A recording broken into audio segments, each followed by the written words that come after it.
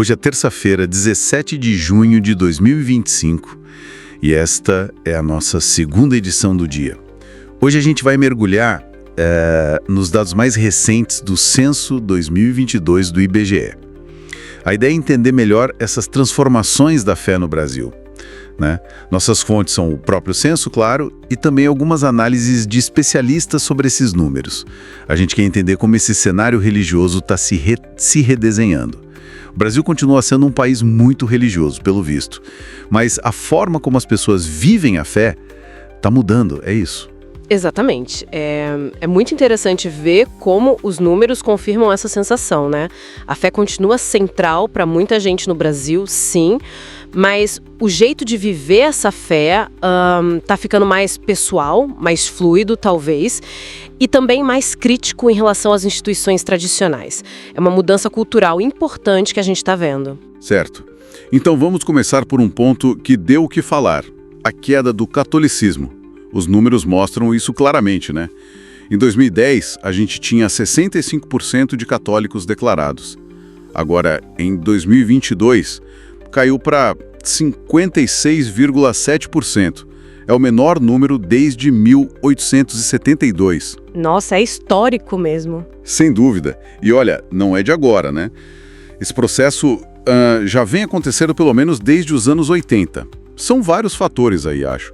A urbanização certamente influencia, um certo distanciamento das pessoas das instituições no dia a dia, e talvez, como aponta o Geraldo Luiz de Mori, da FAGE, uma dificuldade da própria Igreja Católica em dialogar com as mudanças rápidas da sociedade, com a linguagem das novas gerações, né? Entendi. E do outro lado, a gente tem o crescimento dos evangélicos. Eles foram de 22% em 2010 para quase 27%, né? 26,9% em 2022.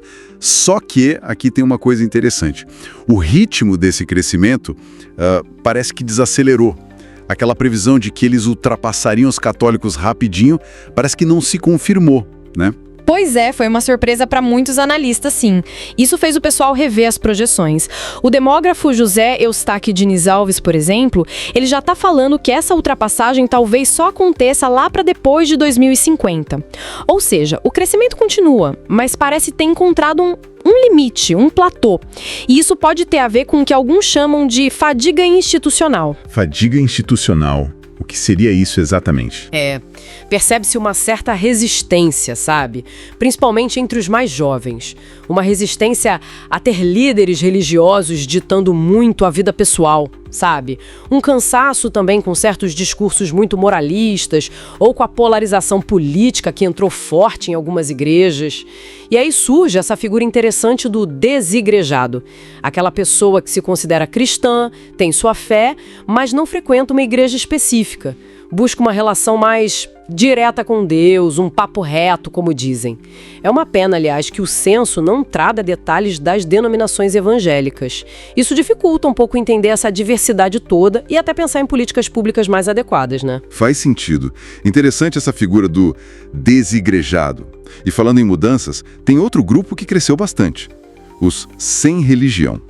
Foram de pouco mais de 7% em 2010 para quase 10% agora em 2022. E aqui é importante não confundir, né? Quando a gente fala sem religião, não significa necessariamente ateu ou agnóstico. Muitos não são. São pessoas que se dizem espiritualizadas, sim, mas não se encaixam num rótulo, não têm um vínculo formal com uma instituição religiosa. O antropólogo Rodrigo Toniol, ele vê isso como parte desse movimento maior de desinstitucionalização da fé. Geralmente são pessoas mais jovens, moram em cidades, têm maior escolaridade e buscam experiências de fé mais livres, mais autônomas, às vezes misturando coisas, né? Um sincretismo pessoal, num contexto onde a religião é vista mais como uma escolha individual mesmo. Certo. E pra gente não esquecer, a visibilidade das religiões de matriz africana. Elas ainda são uma parcela pequena da população, menos de 1%, mas o número de adeptos de Umbanda e Candomblé triplicou desde o último censo. Isso é muito expressivo. Muito. E é fascinante pensar nisso conectado com a valorização das identidades negras, né? Uma luta contra o apagamento histórico dessas tradições. É um movimento de afirmação cultural super importante, mas tem um paradoxo aí.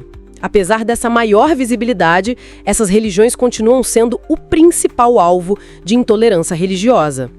As denúncias dispararam, né? Subiram 80% só entre 2023 e 2024.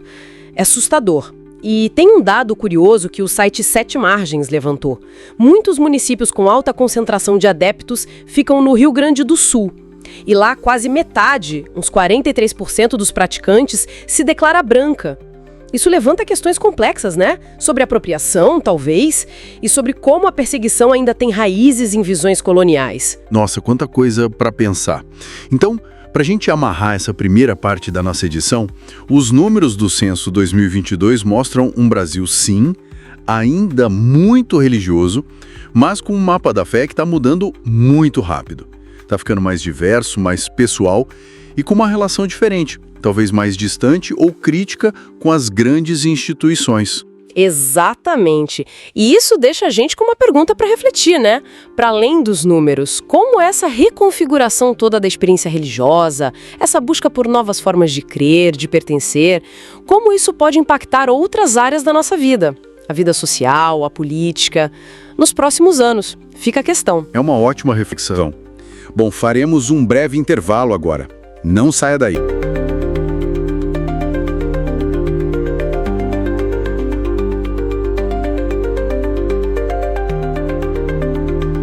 Olá, estamos de volta para a última parte da nossa conversa sobre o novo retrato da fé no Brasil, a partir das fontes que a gente analisou sobre o censo 2022.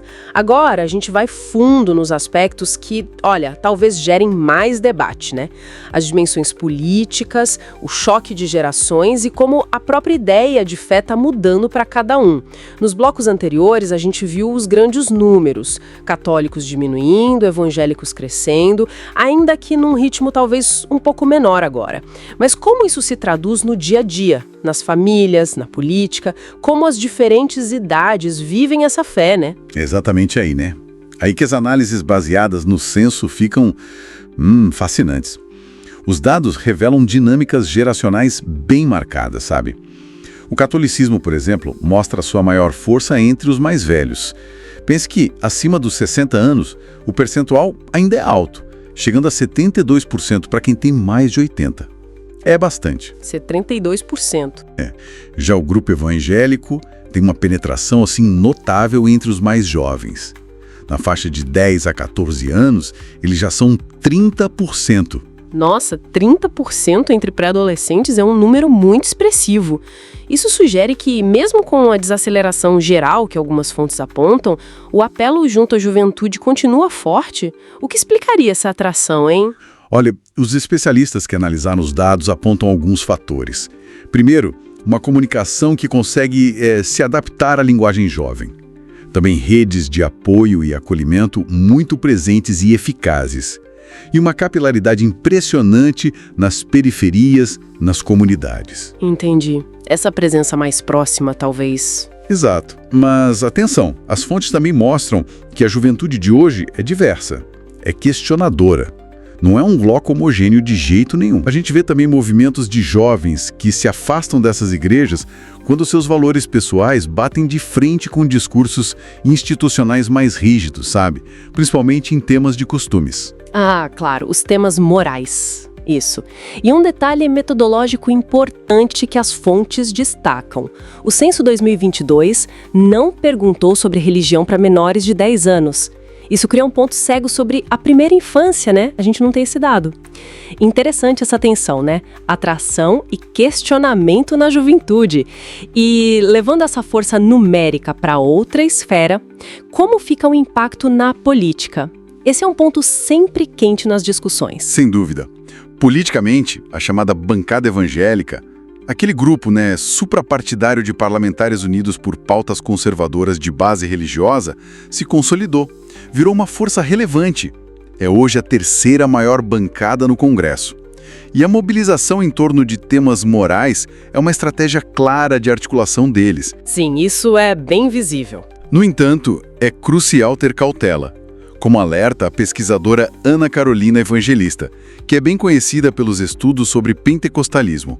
Ela enfatiza que seria um erro de análise achar que essas lideranças políticas falam em nome de todos os evangélicos. Faz todo sentido. Pensar em evangélicos como um bloco único ignora a variedade interna que existe, né? É uma simplificação. Exatamente. É como você disse, uma árvore com muitos galhos. São diferentes denominações, teologias, práticas, perfis sociais. É muito diverso. E a análise do IAU Unicinos, um instituto reconhecido por essas reflexões sobre a realidade brasileira, vai na mesma linha. Eles sugerem que a grande transformação religiosa talvez seja menos uma disputa externa entre religiões. E mais uma mudança interna nos modos de crer e viver a fé. A visibilidade política de certas lideranças não se traduz, assim, automaticamente em representatividade total da base, entende? Entendi perfeitamente. Então, o quadro geral que emerge dessas fontes não é o de um Brasil que está abandonando a religião. Não é aquela secularização forte como talvez rolou na Europa. A mudança seria mais na forma como se crê. É isso? Precisamente. As fontes não indicam uma caminhada para o ateísmo ou agnosticismo em massa, não. O Brasil continua sendo um país majoritariamente de crentes. O que está em jogo é uma profunda reconfiguração dessa crença. Ela se torna mais individualizada, mais subjetiva, quase personalizada. Personalizada, boa palavra. Menos dependente da instituição formal, do templo físico, da hierarquia tradicional, sabe? E mais voltada para a experiência pessoal, para o sentimento, para o que faz sentido no cotidiano da pessoa. É uma espiritualidade que opera mais em rede, muitas vezes conectada com discursos de autoajuda, bem-estar e, claro, muito presente nas mídias digitais. Ah, o digital de novo. Fundamental hoje em dia. Totalmente. Ou seja, o Censo 2022, interpretado por essas análises que a gente viu, ele captura um momento de efervescência, né? De transição religiosa profunda no Brasil. Exato. Um país onde as velhas hegemonias perdem força e novas configurações de fé, mais fluidas, talvez mais híbridas, ganham espaço. O brasileiro continua buscando o transcendente, mas os caminhos para isso estão se multiplicando, se personalizando. É um retrato fascinante da alma brasileira contemporânea se redesenhando. Uma paisagem religiosa realmente complexa, cheia de movimentos, cheia de nuances. Esperamos que esta análise aprofundada das fontes tenha ajudado a iluminar um pouco essas transformações tão significativas. Fica sem dúvida a reflexão, né?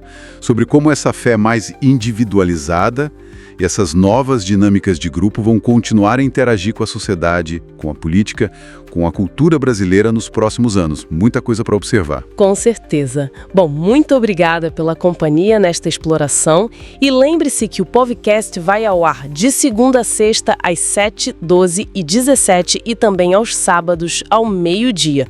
Um abraço carinhoso e até a próxima.